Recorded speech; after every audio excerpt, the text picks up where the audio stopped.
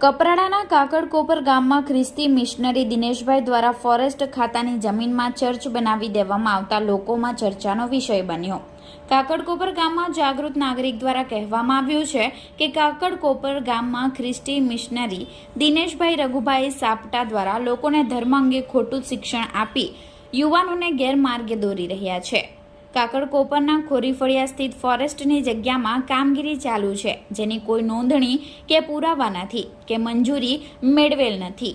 કાકડકોપરના ખોરીફળિયાના લોકોનું કહેવું છે કે તંત્ર આ મુદ્દે કાયદાકીય કાર્યવાહી કરી ગેરકાયદેસર કામ બંધ કરવામાં આવે તેવી ગામના લોકોની માંગ છે।